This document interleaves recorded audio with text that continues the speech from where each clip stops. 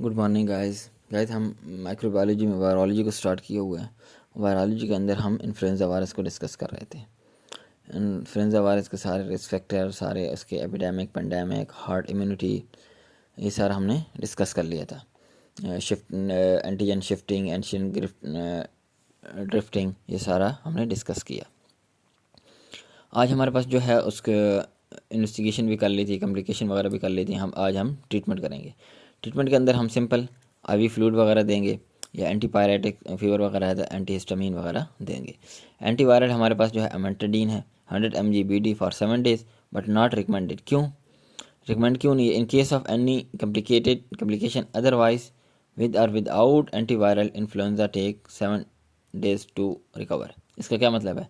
अगर हम अमेंटाडीन देंगे तभी पेशेंट ने 7 दिन बाद रिकवर हो जाना है, और अगर हम ना भी दें तो वैसे भी वायरस 7 दिन बाद खुद ब खुद भी रिकवर हो जाए। इसलिए दें ना दें, अगर दे दी तो 7 दिन बाद पेशेंट ठीक हो जाएगा, और अगर ना दी तो 1 हफ्ते बाद ठीक हो जाएगा।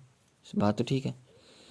फिर आ जाते हैं हमारे पास treatment are hybrid virus. Hybrid virus के लिए हम न्यूरो अमाइलेडेज इनहिबिटर देते हैं, क्योंकि न्यूरो अमाइलेडेज और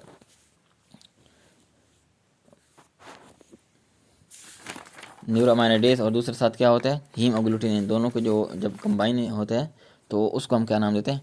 हाइब्रिड वायरस। तो हम जब न्यूरोमाइनेडेज को इनहिबिट कर देंगे तो वो हाइब्रिड वायरस ही नहीं बनेगा। उसके अंदर हमारे पास जो ड्रग ऑफ चॉइस है वो है ओसेल्टामेर। ओसेल्टामेर जो हमारे पास मार्केट में टोमी फ्लू के नाम से आती है, 75 mg BD फॉर 5 days। इसके बाद प्रोफाइलैक्सिस, एक्टिव इम्यूनाइजेशन मीन इसकी जो वैक्सीन है वो हम पेशेंट को देंगे। Injection polyvalent influenza vaccine 0.5 ml subcutaneous once, एक दफ़ा। अडल्ट के अंदर देंगे। बच्चे के अंदर हम क्या देंगे? Dose half repeat after 6 week less than 3 years child, less than 3 year child, उसके अंदर हम क्या देंगे? हाफ डोज दे देंगे उसकी आफ्टर 6 वीक। अच्छा, इंडिकेशन क्या हो सकती हैं कि हम अडल्ट के अंदर क्यों इम्यूनाइज कर रहे हैं? या इम्यूनो कम्प्रोमाइज पेशेंट है, डायबिटीज़ मिलाइटिस COPD, एल्डर हो सकता है, अस्थमा हो सकता है, क्रोनिक रीनल फेलियर हो सकता है, क्रोनिक लिवर डिजीज़ हो सकती है, या कंजेस्टिव कार्डिक फेलियर हो सकता है। बूस्टर हम पर ईयर हर साल दे सकते हैं। मोस्टली जो डॉक्टर हैं ना वो इन्फ्लुएंजा की जो है वैक्सीन लगवा रहे होते हैं। क्योंकि सर्दी के अंदर इन्फ्लुएंजा के चांसेस ज़्यादा होते हैं, तो ऑलरेडी वैक्सीन लगवा लेते हैं, फिर उसके बाद सेफ हो जाते हैं। अच्छा, ये prophylaxis of hybrid virus post exposure है, कीमो प्रोफाइलैक्सिस और सेल्टामेर हो सकता है। अच्छा, ये हाइब्रिड वायरस के अंदर क्या मतलब, यानी पोस्ट एक्सपोजर, या कोई भी पेशेंट या डॉक्टर जो है ना किसी पेशेंट से जिसको ऑलरेडी इन्फ्लुएंजा है उससे क्या हो गया, एक्सपोज हो गया, तो उसके लिए हम क्या कर सकते हैं? और सेल्टामेर 75 mg BD for 7 days use कर सकते हैं। अब आया था कोरोना वायरस।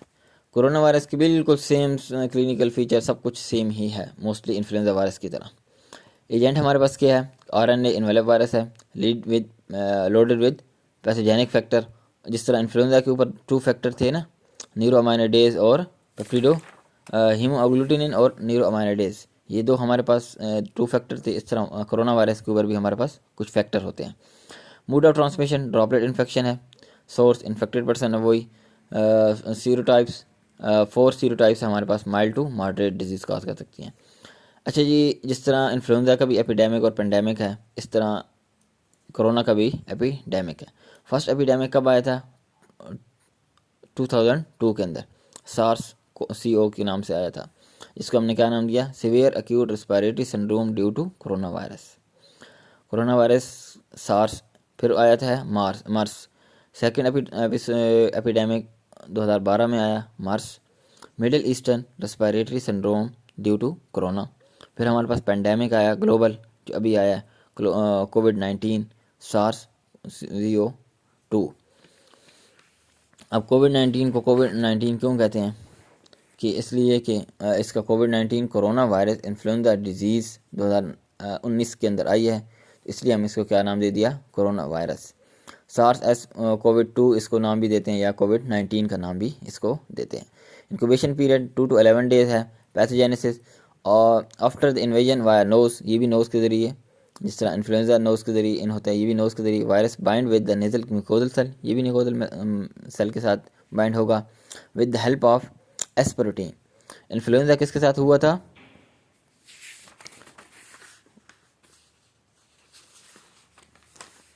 इन्फ्लुएंजा हमारे पास बाइंड हुआ था हीम अग्लूटिनिन की वजह से, लेकिन ये हमारे पास कोरोना वायरस जो है वो किस हेल्प से बाइंड होगा? एस प्रोटीन से ऑन इट्स इन्वेलप। और इसके अलावा ये on S angiotensin converting enzyme 2, हमारा जो रेस्पिरेटरी सिस्टम है वहाँ एंजियोटेंसिन कन्वर्टिंग एंजाइम 2 या एंजियोटेंसिन एस 2 हमारे पास रिसेप्टर होते हैं, वहाँ जाके बाइंड हो जाता है। और एंजियोटेंसिन 2 रिसेप्टर जो है 2 रिसेप्टर हमारे पास ना सिर्फ रेस्पिरेटरी एरिया के अंदर होते हैं बल्कि जीआईटी के अंदर भी हो सकते हैं, हार्ट, लंग, किडनी और एंडोथेलियल सेल के अंदर भी हो सकते हैं। इसी वजह से ना सिर्फ वो उन्होंने रेस्पिरेटरी सिस्टम को इन्वॉल्व करना होता है बल्कि इसके अलावा हमारे पास जो दूसरे सिस्टम है उनको भी इन्वॉल्व करता है। एक्स्ट्रा पल्मोनरी मैनिफेस्टेशन क्यों? क्योंकि एंजियोटेंसिन 2 रिसेप्टर अवेलेबल हैं। अच्छा, दूसरे इसके बाद आ जाती है थर्ड फेज़ के अंदर फर्स्ट फेज़ जो है थर्ड फेज़ के अंदर 1 to 2 डेज एसिम्टोमेटिक होगा पेशेंट, पैथोजन इन नेज़ल मिकोजा के अंदर होगा। सेकंड फेज़ में हमारे पास 3 to 5 डेज, क्योंकि इंक्यूबेशन पीरियड क्या है 2 to 11 days. Upon respiratory tract conducting zone of respiratory system, conducting zone जो कंडक्ट कर रहा है, दो हमारे पास जोन होती है ना, एक रेस्पिरेटरी जोन है, एक कंडक्टिंग जोन। कंडक्टिंग जोन होती है जो कि रेस्पिरेटरी सिस्टम में इन्वॉल्व नहीं होती, सिर्फ कंडक्ट कर रही होती है, एयर को पास करने में हेल्प कर रही होती है। और रेस्पिरेटरी जोन वो होती है कि जो रेस्पिरेटरी सिस्टम यानी गैसेस की एक्सचेंजिंग में हेल्प कर रही होती है। कंडक्टिंग जोन गैसेस की एक्सचेंज में हेल्प नहीं कर रही, लेकिन रेस्पिरेटरी जोन गैसेस की एक्सचेंज में हेल्प कर रही होती है। अच्छा, थर्ड फेज़ हमारे पास क्या आ गया? 5 to 10 डेज डेंजरस फेज़ है। पल्मोनरी इन्वॉल्वमेंट होगी, इसकी वजह से इन्फिल्ट्रेशन होगी और कन्वर्ट क्या हो जाएगी? Acute respiratory distress syndrome.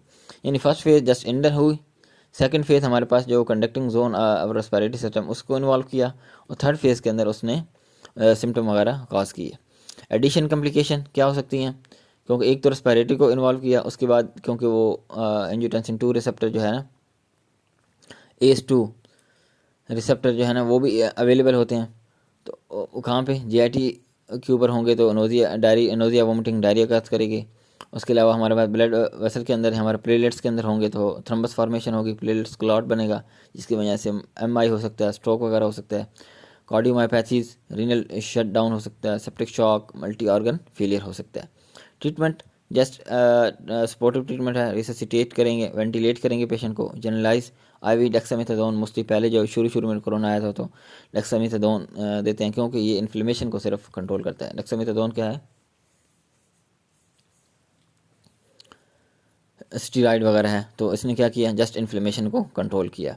Anti coagulation हम वगैरह देंगे क्योंकि यहाँ पे थ्रम्बस फॉर्मेशन हो रही है, तो हेपरिन वगैरह।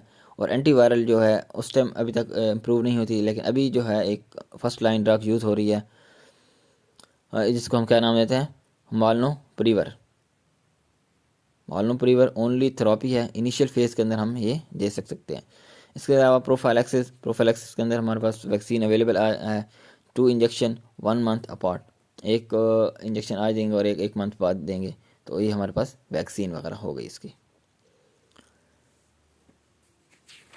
इन दोनों को आपने मिक्स करके पढ़ना है ताकि दोनों के समझना इजी हो जाए।